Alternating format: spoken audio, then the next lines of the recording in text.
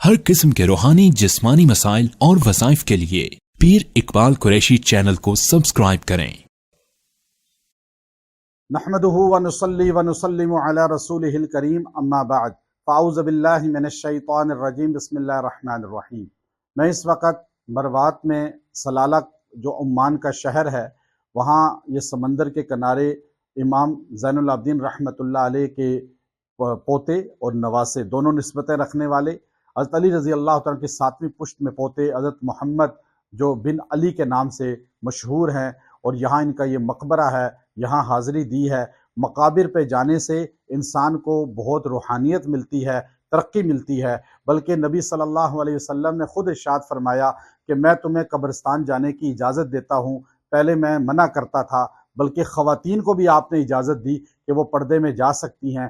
پہلے آپ نے فرمایا میں منع کرتا تھا، لیکن میں نے اپنی والدہ کی قبر کے لیے اللہ سے اجازت مانگی، اللہ نے مجھے اجازت دے دی۔ حضرت آمنہ کی قبر پہ حضور علیہ السلام گئے تھے اور وہاں بیٹھ کے کافی دیر آپ دیدہ رہے، اور وہاں بیٹھ کر جو ہے اپنا یاد کرتے رہے والدہ کو۔ تو اب فرمایا کہ قبرستان جاؤ، مقبروں پہ جاؤ۔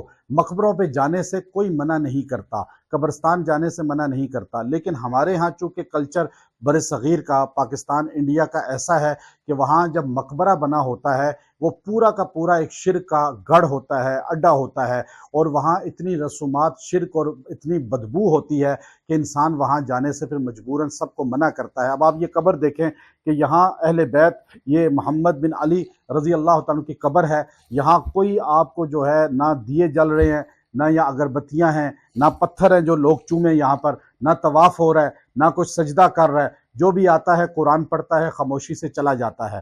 اس طرح اگر مقبروں پہ جائیں تو پھر تو آپ کو اجازت ہے، آپ سب جائیں۔ ہم بھی آپ یہاں پاکستان میں ہم مقبروں پہ نہیں جاتے، کیونکہ وہاں مقبروں پہ جاتے ہیں، جس مزار پہ آپ جائیں وہاں ڈانس ہو رہا ہے، ناچ گانا ہو رہا ہے، بھنگ پی جا رہی ہے، وہاں پہ جو ہے نا عورتوں مردوں کا اختلاط ہے، وہاں ایسی شرک کی بدبو ہے کہ کوئی پتھر چوم رہا ہے، کوئی طواف کر رہا ہے، کوئی سجدے کر رہا ہے، کوئی جو ہے اس قبر پہ لپٹا ہوا ہے، قبر والے سے مانگی جا رہا ہے کہ تو ہی کچھ کر، اللہ تو سنتا میرا نہیں۔ تو یہ چیزیں شرک ہیں۔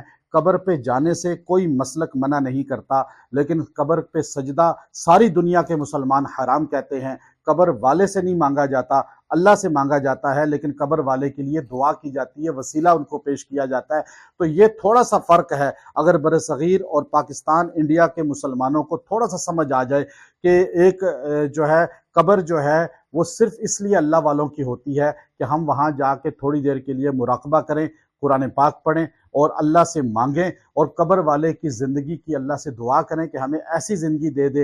ایسے اہل بیت یا اللہ کے ولیوں کی قبروں پہ جانا جائز ہے، اور جو ماحول ہمارے برصغیر کا ہے وہ قطعاً جائز نہیں۔ قبر پہ سجدہ کوئی جائز نہیں کہتا، طواف کوئی جائز نہیں کہتا، اور یہی ویڈیو جب عربوں کو دکھائی جاتی ہیں ہمارے مزارات کی، تو عرب لوگ پاکستان اور انڈیا والوں کو مشرک کہتے ہیں اور ہماری بدنامی ہوتی ہے۔ ایسے ماحول بنائیں، انشاءاللہ ایسے مزارات پہ روحانیت ہوگی۔ وآخر دعوانا ان الحمد للہ رب العالمین۔